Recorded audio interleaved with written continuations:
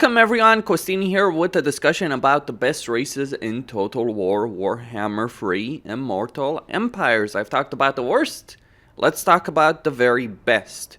But I do want to clarify what makes a race good. It's the ability to expand very quickly, to field a lot of armies, to have powerful armies, to have a good economy, and good situations to deal with in their campaign, to have good mechanics to deal with in their campaigns, as opposed to annoying ones or ones that limit their growth. For instance, a race that isn't so good is the Tomb Kings, because their campaign mechanics do limit their potential growth. A race that tends to do well is the Skaven, because the Skaven can get high-level settlements, can recruit a lot of units every turn. They do have some drawbacks, so that's why they're not going to be on this list, but the Skaven are a powerful race. The Tomb Kings, for instance, are not. Those are some of the things to keep in mind. Now, at number 5, and the least voted on in the poll I did recently on the subject, we have the Dark Elves. Now, this might seem a bit surprising to quite a few people, but the Dark Elves do actually have a lot of early game potential, and that matters a great deal. It doesn't matter how good the race might be in the long term, like the Tomb Kings can be a really powerful race in the late game, but the early game start is one of the most important things that does matter in Warhammer 3. And in this respect, the Dark Elves are a really good and powerful race. The reason they're such a good and powerful race, it comes down to the types of units they can recruit and how they recruit them. So, most races, you'll build structures in settlements and you'll recruit for them, right? Well, the Dark Elves, for every Legendary Lord, though some will take a bit longer than others to get access to it, but for all Dark Elven Legendary Lords, and pretty quickly, once you can get to Tier 2 settlements, you can do this, you can get a Black Arc. Now, a Black Arc will give you the following in your campaign. It will allow you to maintain a full stack of units for minus 50% upkeep. That already is a very substantial amount of power, because it means you can have a Black Arc following your main army along on the shoreline. And by the way, Black Arcs can attack settlements themselves. Like, they're a mobile ogre camp, and they're much better than ogre camps. Like, maybe they are what ogre camps should be. They have their own lord. This lord has a skill tree, it's customizable, they can have a powerful army, they have powerful army abilities, all that kind of good stuff. But you can have a Black Arc army at very low upkeep, like these Black Arc Corsairs are only 78. Just to give you an idea, that's less than Imperial Archers, and that's less than Cossars. And these units are substantially better than many units at the same price, at the same this upkeep. Of course, this only applies for the units garrisoned in them, in the Black Arcs themselves. But you can have a Black Arc moving from port to port, taking them, and they're very powerful armies to deal with. Naval, limited to naval aspect, but you can always have like a lord just following a Black Arc around, or you can recruit a lord from a settlement you just took, maybe save a lord in a campaign, load it in another, and just have him move inland if you need to, and then move back on the ships once you've conquered the province in its entirety. That gives you a great deal of power. Just that one aspect alone, having the ability to get at least one very cheap army or multiple cheap armies, like Loki here, because he can get 2 Black Arcs from the very start of his campaign, is an incredible amount of power. But it doesn't end there either. Black Arcs do get some really good units from Tier 1. Most of the time, Black Arc, like from regular settlements, Black Arc Corsairs and Black Arc Corsairs with hand bows would be a Tier 3 unit. They're a Tier 1 unit for Black Arcs. And here's the thing about Black Arc Corsairs. They're one of the best early game units in the entire bloody game. You see, they have really good leadership, good melee stats, and very high armor. For a Tier 1 unit, for a unit that can get at Tier 1, sure, they might be more expensive than many Tier 1 units, but they're not really that significantly expensive. And it's not like I have faction-wide benefits here when it comes to Lokir to just recruit them cheaper.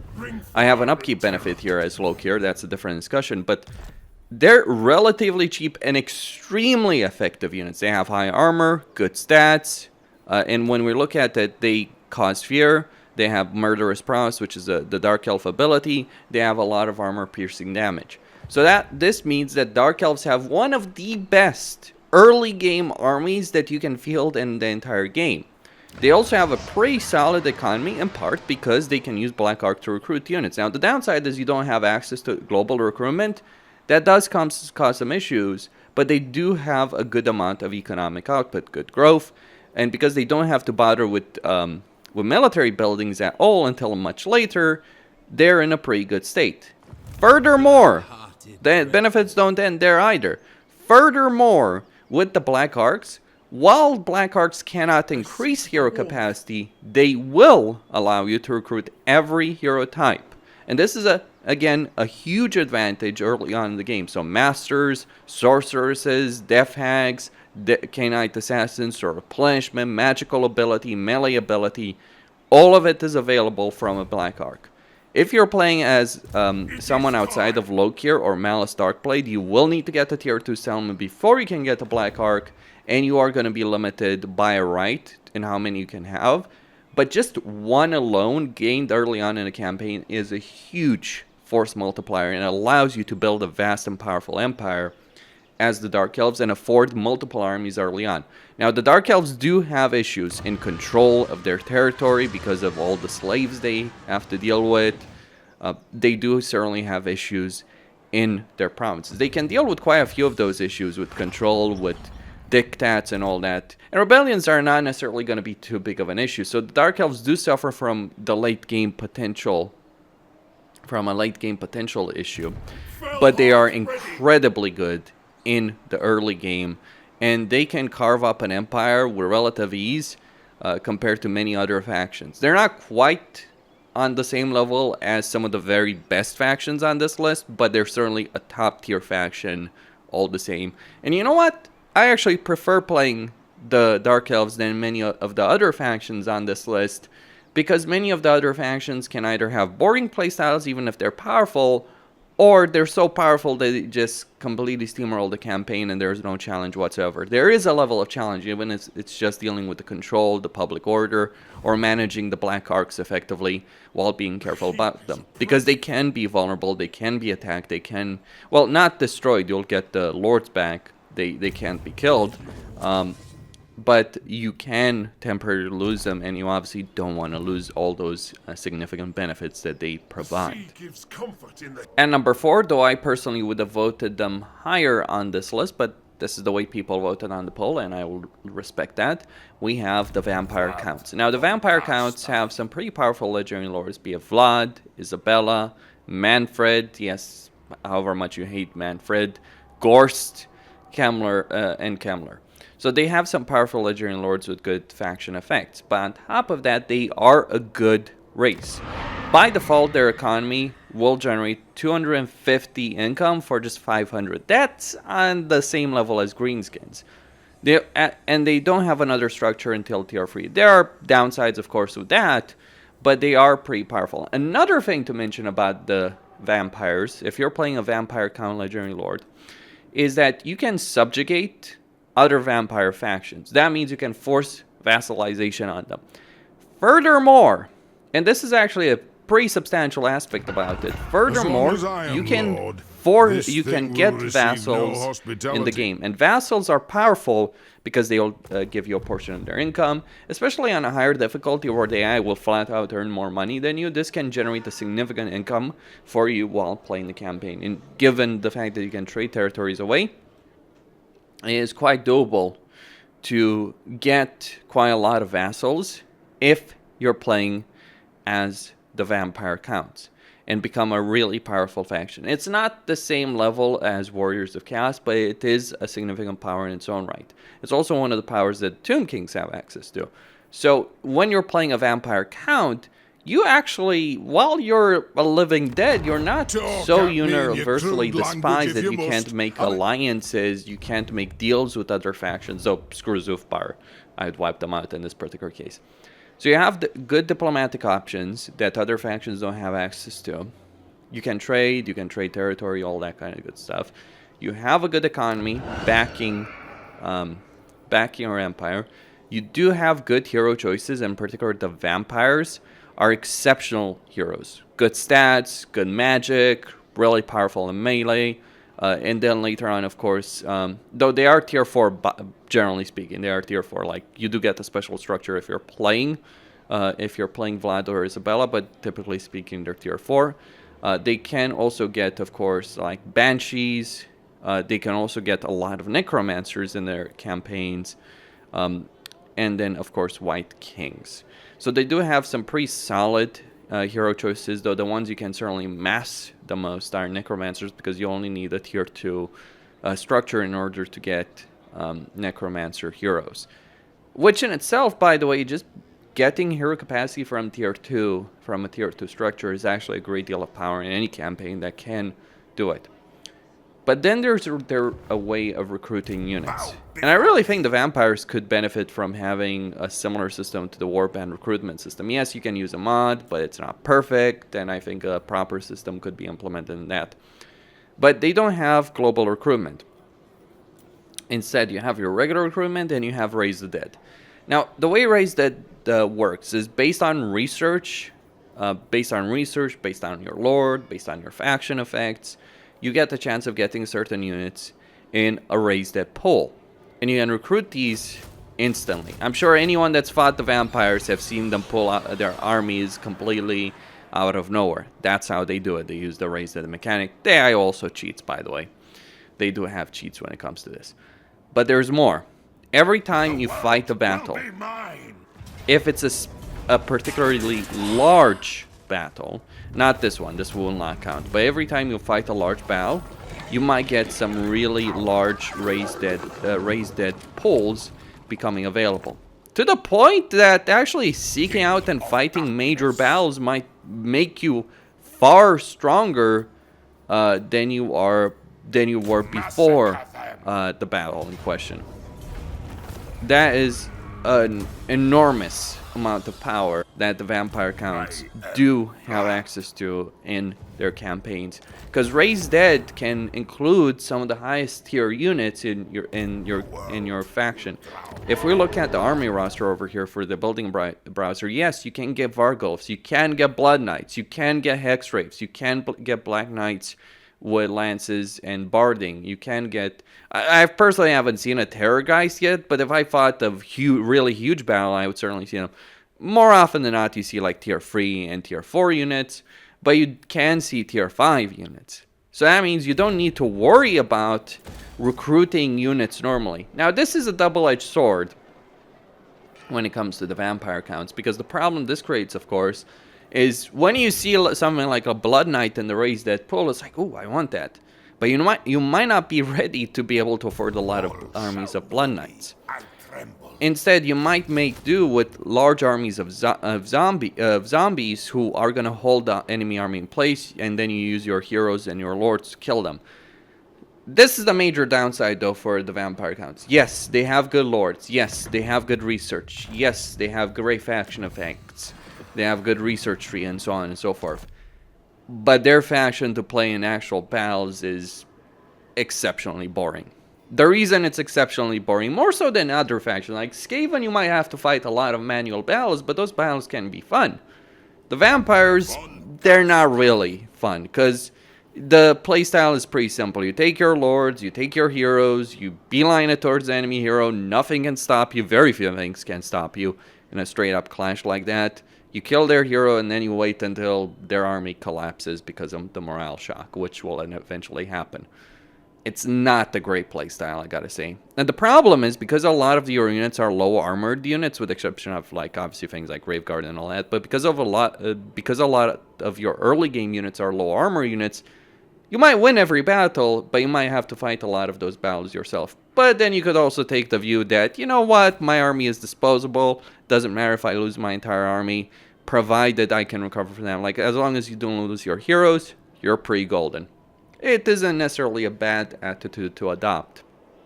And certainly you do have the advantage of being able to throw an enormous number of troops against the enemy, but their campaigns can be pretty boring.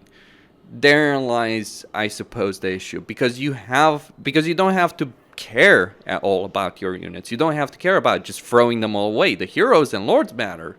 The armies with the exception of like some units like the Blood Knights and Vargulfs and Vargeist and all that, and Black Coaches, the armies themselves don't usually matter all that much, which means you don't care about them, you're not invested in them, and it creates some very boring campaigns.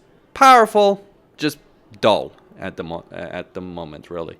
A powerful race, but a pretty dull one, which I think says something about quite a few of the powerful races, because this isn't the only powerful race which can have a pretty dull playstyle in the game at the moment. At number 3, we have the High Elves, which are pretty much the exact opposite of the Dark Elves in a lot of ways. Whereas the Dark Elves focus on early game aggression and getting powerful armies from the very start of their campaigns, the High Elves are a bit slower, but they have more long-term potential than the Dark Elves. Specifically, when it comes to the High Elves, they're a faction that generates trade resources through their Elven craftsman chain. They also have a benefit to their income if they have a high level of control, but they have good ways of increasing their control. Their early game units aren't spectacular, but they will certainly get the job done between spearmen as well as archers with light armor. So they do have some really good early game choices, but they're not going to be quite as crazy as the Dark Elves. And on top of that, actually getting access to all of their heroes can be a bit of a problem, because you need a tier 4 for a Lorem Master of Hoeth, you need tier 4 for most legendary lords of the High Elves, with the exception of Alariel, to get access to the Handmaidens. So it can be a bit of an issue, especially when it comes to increasing hero capacity, because you need tier 4 for that kind of capacity. In order to be able to do it. Like, if you want to increase hero capacity for anything, you're going to need tier 4 structure. So they're slower, but they have more long-term potential. Their late game army, be it Silvering Guards, Sisters of Avalorn, Arcane Phoenixes, Dragons, Dragon Princes, all that, they are some really powerful units, and the Elves will be able to afford them, because that is their main benefit. They benefit from trade, they benefit Guardian from diplomacy. of the I have heard they will tales of earn your a kind. lot of money Please, through wise both indeed. of them. Alaria, child of Isha, the time is now. And Lady they will of have very Ulthuan. cost-effective armies to spread on the campaign map. They won't earn as much money from sacking settlements as the Dark Elves can. They won't earn as much money because they don't have a slave mechanic. Their early game armies won't be as powerful. They won't have as many heroes, but the late game potential is there. Crucially, beyond the trade resources that they generate, a lot of their lords and their heroes also increase the trade resource that you can generate through Merchant Lord, which can stack. So imagine each lord that you have in an army can get this, giving you 9% more tradable resources in your faction. And then there's another factor when it comes to trade. So you're going to generate a lot of trade resources, means a lot of factions will actually want to trade with you. In fact, you'll generate so many elven trinkets that factions won't even buy all of them. But on top of that, they also have the Elven Embassy. And the Elven Embassy increases your income from trade tariffs, because the income from trade comes from two parts. A portion of it comes from the resources themselves, of course, but another portion of it comes from trade Do tariffs. not expect a welcome here, So, savage creature. when it comes Can I offer to assistance? how you earn money through trade, then being able to increase that, and just being able to build this in any settlement is a pretty significant benefit to your income. So you get a lot of trade resources, you get a lot of trade. That means you can recruit a lot of units. And some of the really cheap units, spearmen and archers, which can cost very little, though to be fair, Tyrion does have a major upkeep benefit. They're not too expensive to acquire these units. They're not too expensive to maintain, and they can have a very cheap, relatively cheap, very cost-effective army or armies running around. On top of that, because we have to go even further on this, on top of that, all of their heroes and lords will have either a positive or negative trait. Like, by default, if you have no influence, you're always going to have negative traits. Some of them don't necessarily matter, like ridiculed is as close to a neutral situation as you can imagine, because just one recruitment duration for Phoenix units doesn't really matter for a lord you get early on. But later on, you get major benefits to to quite a few of your lords, like 20% upkeep to dragon units, 30% ward save. There's some that do get a major upkeep benefit for the main units you can recruit. Like for instance, this one with 60 influence would get Ardent, so that's minus 30% upkeep for archers, Lothern Seaguard, and Illyrian Reavers, as well as Frenzy and range for those units. So a lot of their lords and heroes can have really powerful effects on them. But you need influence in order to do so. It takes longer to get those lords, it takes longer to get those heroes than in other campaigns. So the early game potential isn't quite as good as any other faction that's on this list.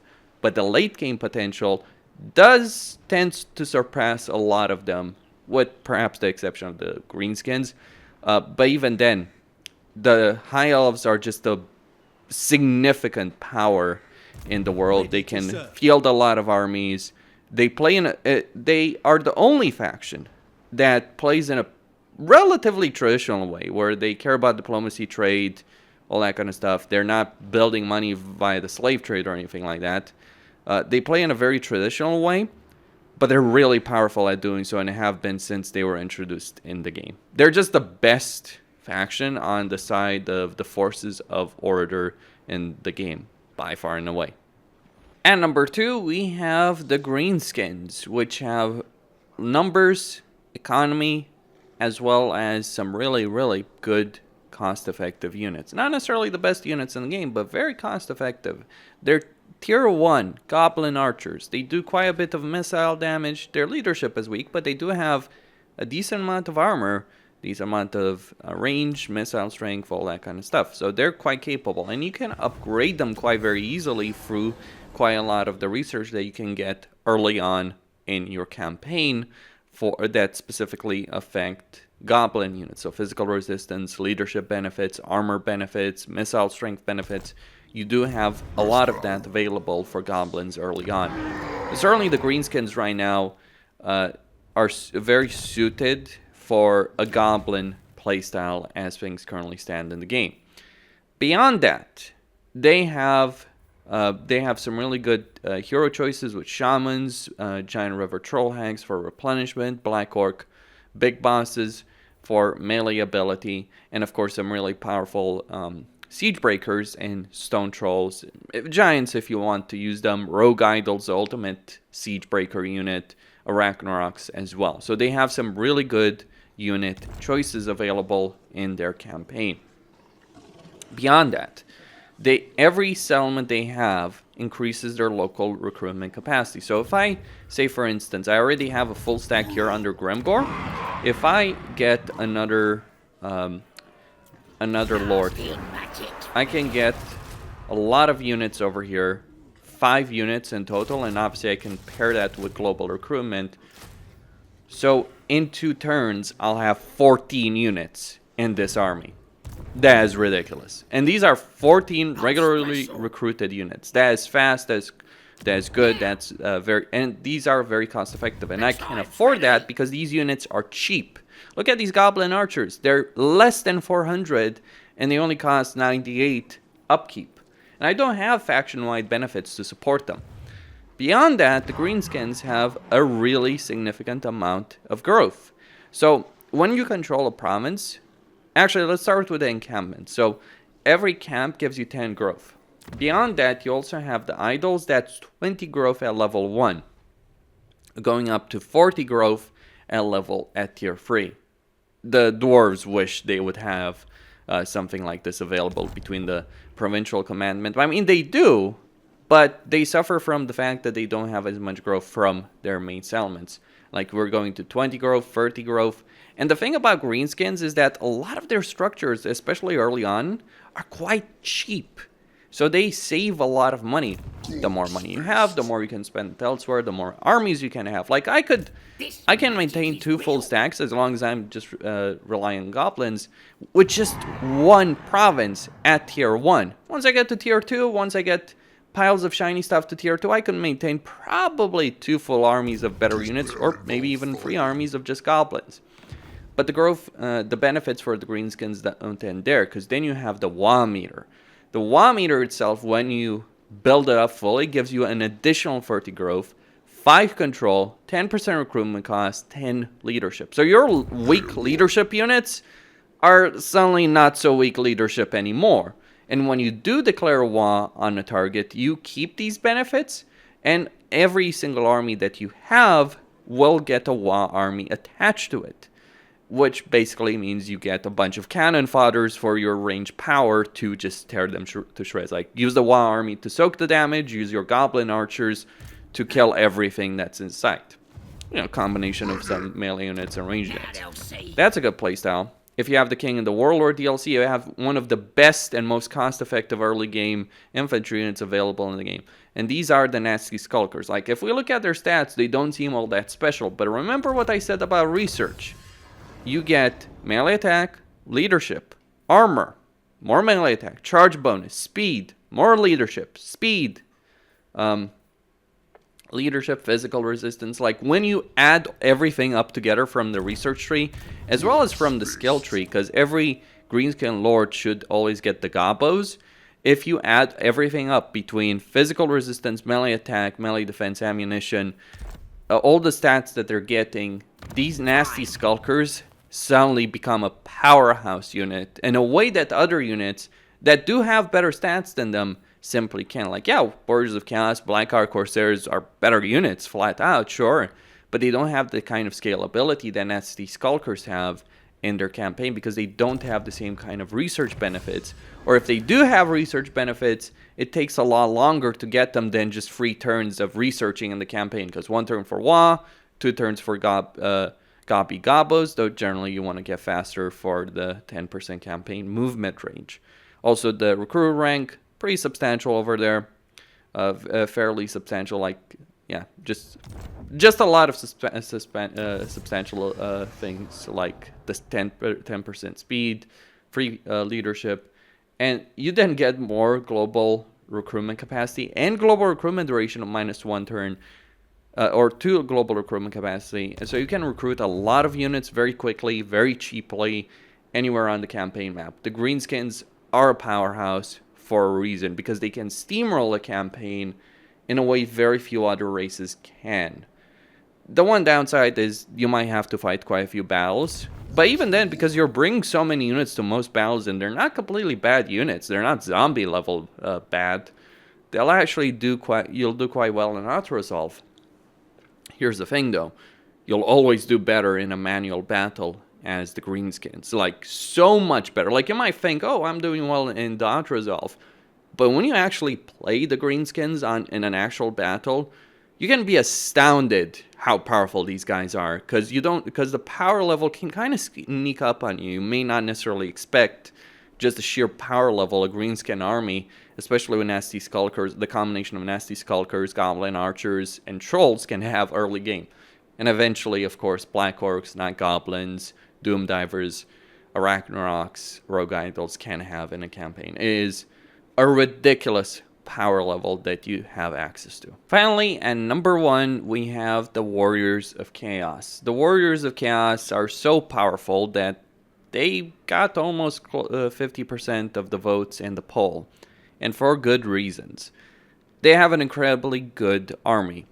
What matters in an army in the game currently is leadership and armor, above pretty much anything else. Obviously, melee attack, melee defense, weapon strength do matter significantly, but armor and leadership are 2 factors that are going to determine one crucial thing: how an army does when it comes to auto-resolve. They're 2 of the most important stats. You might have a really powerful army, but if it has low armor, you're going to take substantial damage courtesy of the auto-resolve. Here's the thing, that's just the start. So they have a good army, they have good unit choices. They have a unit upgrade system. There are mods that give this to other races, and it's a really good mod, actually, that I'd recommend using for any campaign in the game. But basically, you can take a tier 1 unit, and you can use it and just upgrade it all the way to aspiring champion level, though you might want to stop at chosen level, and at least until you get some of the really powerful upgrades available for aspiring champions. So your early game army is always going to be relevant because you can use it throughout the entire experience of your campaign as you upgrade units more and more. On top of that, their recruitment system, the warband recruitment system, might seem incredibly limiting, and it is because it's a chance-based system, but it depends on structures, on corruption level, all that. So the more corruption you have, the better units you might get. The more structures you have, the better units you might get. And you're going to be in a situation where you're recruiting some very powerful units in a single turn and building an army in a single turn. Now, this does happen later on in the game, not so much early on. But you do have a pretty powerful early game army. You just need to be careful with your units. That's the difference between Warriors of Chaos and Greenskins. You need to be a bit more careful in how you manage your armies, because each army in itself is a unique investment. So you don't want to squander it. But then you have the Gifts of Chaos. And the Gifts of Chaos give you their own special recruitment. For instance, Archaon starts with the Gift of Chaos of a Hell Cannon, which is one of the most powerful artillery pieces in the entire game. So does Kolic, so does Sigvald. But beyond that, for the Gifts of Chaos, you can build units in a global recruit pool, similar to Raise Dead, but globally, so you can recruit them. Now, there is a limit to gifted units to 6 per army, unless you're playing Bellicor, who doesn't have this limit. So imagine building up a massive pool of units here, of Skull Cannons, Hell Cannons, Bloodthirsters, Great Unclean Ones, and then just moving a single Lord with no units whatsoever on the other side of the world and just recruiting a truckload of these units. Well, that army that he just recruited won't be stopped. Even if it's just 6 units, even if you're limited to 6 units, it still will be very powerful, and there will always be the ability to at least recruit Marauders in any province you go in the game. There's always that choice, so you always have some army abilities there. And if you're playing Bellicor, you can flat out recruit a 20 unit stack in a single turn of demons. And pretty powerful demons, because he gets upgraded versions of Bloodletters, Plague Bearers, Nurgling, well, not Nurglings, Demonettes, and Pink Horrors. So it is a powerful faction from an army perspective, though you need to be a bit more careful. You don't have throwaway armies the same way the Vampire Counts or the Greenskins do. You need to be a bit more careful when it comes to that, as you do in most factions. On top of that, you do have a good economy, because your base economic building at tier 1 will generate 400 income. But then at tier 2, 600, at tier 3, 800, and tier 4, 1,000. But here's the thing, you also get buildings like the Chaos Shrine, which increases the income from old buildings by 50%. And that's not all. You can also get the Giant's Hollow, for instance, or the Chaos Stables, or both of them, and basically double the economic output. So a single Dark Fortress, a single settlement that you have, can generate thousands of income on its own. Now, of course, the limiting factor is you can only rely on Dark Fortress sites, but there's plenty of them next to your starting positions. Someone had the audacity to compare their situation to the Ogres, to which I reply, the Ogres have to spend several turns of their campaign to get access to a single camp, and then have to wait 20 more turns or so to get to a second one. Meanwhile, when I'm playing as Archaon as an example, I can get 8 Dark Fortresses within the first 20 turns of the campaign. Yes, there is a limit to how much you can grow, because there's only so many Dark Fortresses, but it doesn't bloody matter. Because once you move from the territories that have Dark Fortresses, guess what you're going to do? You're not just going to take territory to occupy it, because you don't care about minor provinces at all.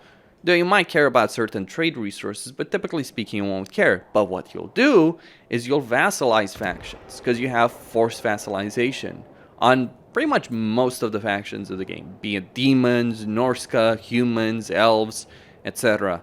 You have the ability of forcefully vassalizing them, including forcefully vassalizing legendary lords like Boris Ursus, who is a pretty strong legendary lord in his own right. You can vassalize him. Or Grimgor.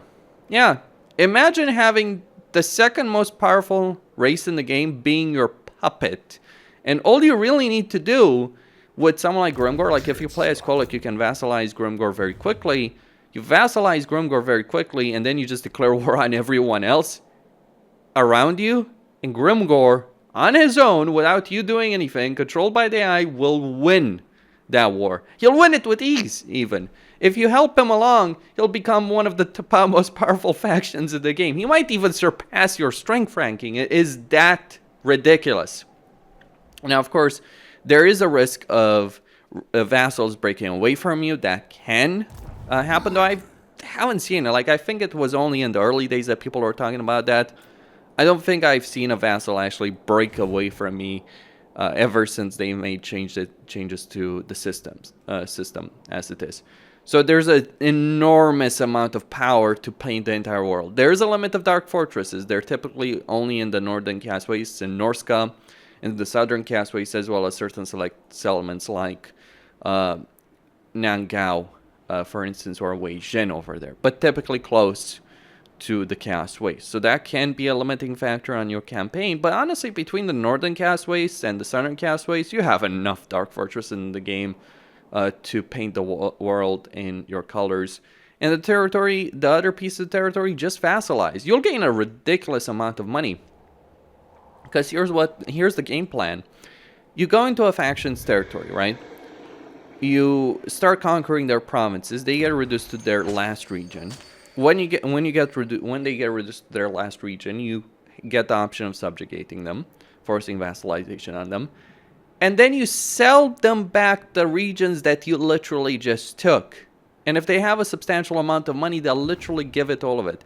So that's a way you'll gain tens of thousands of gold from sacking settlements, then tens of thousands of gold more from the settlements you just sold back to the faction who vassalized. This especially works well for, say, the Empire, because you can vassalize Karl Franz. You can vassalize the Imperial factions and gain a ridiculous amount of power while doing so.